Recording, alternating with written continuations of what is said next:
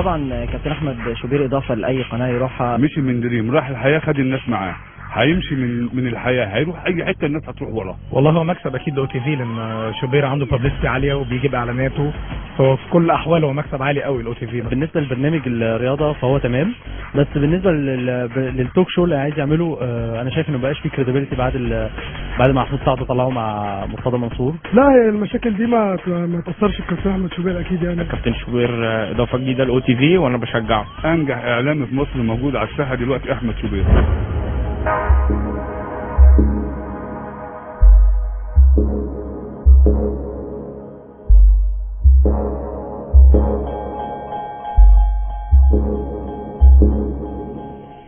احمد شوبير انا بشوف ان هيكون في اختلاف كبير هنقدر نتميز بيه مقارنه بالبرامج التوك شوز اللي موجوده الثانيه. ما بقولش ان احنا هنتنافس هنبقى نمره واحد ولا نمره اثنين، ما بقولش كده، بس انا بقول انها هتبقى جرعه يوميه مختلفه. اولا احنا لازم بقول لك بقينا واحد، ما تقدرش تقول مين الوكاله ومين انا ومين القناه، يعني لخبطنا كده على بعض هتلاقينا احنا الثلاثه فريق واحد، وده النجاح. ده بيترجم شخصيه او تي في، بيترجم التوجه بتاعنا، بيترجم ما تم اقناع بيه كابتن شوبير، وبالتالي الثلاث اضلاع كملوا مثلث بيهدف الى ايقاع جديد للبرامج.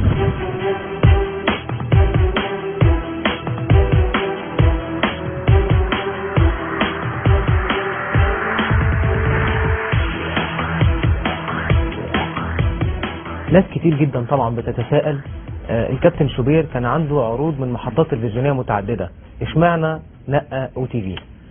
اولا او تي في بيرقصها نجيب ساويرس، وهو رجل اعمال ناجح جدا وشخص له مصداقيته، حط تحت المصداقيه 100 خط. على فكره انا لم التقي معاه الا مره او مرتين في حياتي، وحتى هذه اللحظه ما اتكلمناش هاتفيا، لكن هو قال انا عايز شوبير يكون موجود في القناه. ده بالنسبه لي اسعدني جدا، ده راجل عنده فكر متحرر بشكل جيد، انا حابب الفكر ده. نمرة 2 ياسمين صديقتي، يعني احنا قدمنا مع بعض من زمان وعملنا مع بعض، فدماغتنا راكبه مع بعض. عايزين نعرف بقى خطوات الاتفاق تمت ازاي؟ شوبير كان ضيف في برنامج بلدنا، وكان ضيف حلقتين ورا بعض، وانا اصريت ان هو يطلع حلقتين ورا بعض لانه كان الكلام ما خلصش وكان ممكن نعملها جزء اول وجزء تاني. وعلى طول بعد كده اتكلمنا في التليفون وشرفني في مكتبي، واتفقنا من اول يوم قعدنا انا وهو لوحدينا، واتفقنا على كل البنود العريضه وما اختلفناش في حاجه، زي ما تقول كنا فاهمين بعض وقاريين بعض، وهو شاف انها مصلحه مشتركه سواء لصالحه او سواء لصالحنا. وفي نفس الوقت كانت وكاله ام بي اي للاعلان احنا بقالنا فتره بنتعاون معاهم. بص، قناه او تي في من القنوات المصريه اللي بامانه احنا بنفخر بيها، على راسها المهندس نجيب ساويرس، واحد من اهم رجال الاعمال في مصر والعالم. تجمعنا بيه علاقه طيبه وعلاقه وطيده بقالها فتره كبيره جدا. تعاملنا مع الفريق العمل الخاص بالمحطه من اداره المحطه الفنيه زي استاذه ياسمين عبد الله، ناس فاهمين الصناعه بشكل جيد جدا.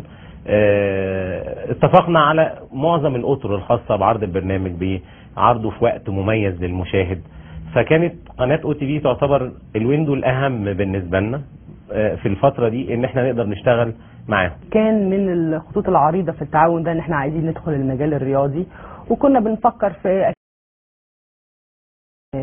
يعني صار في العالم الرياضي بالظبط يقدم برنامج بالظبط. كنا بنفكر، كان وقتها شوبير مازال متعاقد، وفي ظل التفكير ده كله فجأة حصل انه شوبير عرفنا ان هو يعني بيسيب تعاقده او بينهي التعاقد ده. فعلى طول اول ما كنت بقول بس بتناقش كنت مع المهندس نجيب في ده، فقال لي طب يلا ما نجيب شوبير. وكان زي ما تقول قرار، يعني هو قرار، وقرار كلنا كنا سعداء بيه وسعينا اليه. ولما اتكلمت مع وكاله ام بي اي للاعلان لقيتهم هم كمان متحمسين لنفس الفكره دي. هل ببعض المشاكل اللي واجهها كابتن شوبير حضرتك ما خفتش ان جماهيريته ممكن تكون اتاثرت شويه؟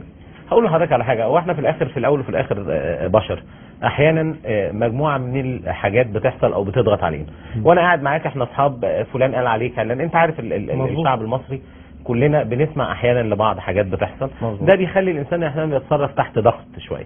وهو شوبير قاله في اكتر من محطه وفي اكتر من تصريح، في سواء في الجرايد او في الاذاعه او في التلفزيون، لان هو الراجل تعرض لضغوط، وهو سايب المشاكل اللي فاتت دي لم تتكرر.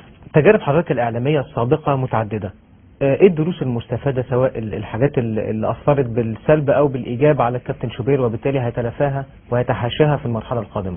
يعني هقول لك بمنتهى الامانه، يمكن انا ما جاوبتش على السؤال ده، لكنه في احيانا بعض الامور الشخصيه كانت بتبقى موجوده على الشاشه، وده ولو ان دهنات بسيطه جدا، لكنه من الافضل انها ما تكونش موجوده على الشاشه.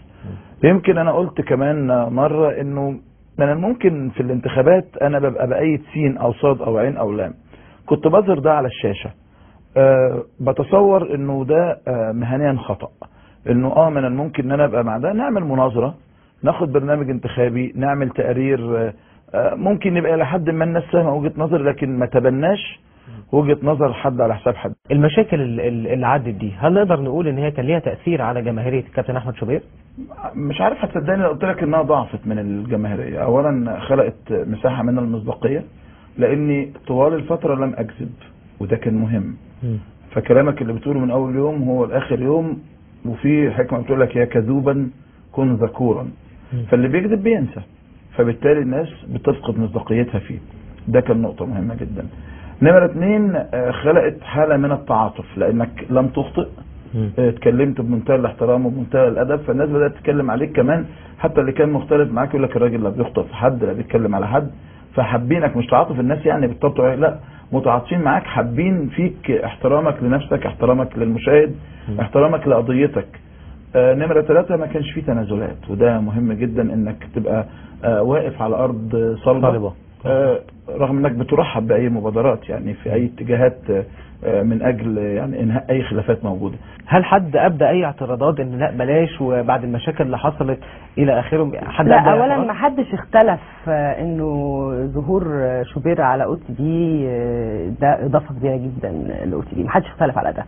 بدون شك في قلق زي ما بيكون في قلق في كل خطوه جريئه بنتخذها، انه الكلام والقصه والروايه، ولكن الموضوع ما خدش محادثات طويله خالص يعني كان باين من عنوانه ده مشروع ان شاء الله ناجح، وده مشروع ايجابي، وده مشروع مفيد جدا لاو تي في، واظن كمان انه هيكون مفيد لشوبير، لان احنا بالذات في او تي في يعني يهمنا ان احنا نريحه، ويهمنا ان احنا ان هو يحصل على النجوميه اللي هو يستحقها والمساحه اللي يستحقها، واحنا ناويين نطلع بشوبير بشكل مختلف عن ظهوره السابق. واظن ان من برضو مميزات او تي في انها مختلفه، بغض النظر تعجب شريحه معينه ما تعجبش شريحه اخرى، ولكن الاختلاف هو من سماتنا، وبدون شك انه برامج شوبير هيكون فيها اختلاف عن البرامج السابقه.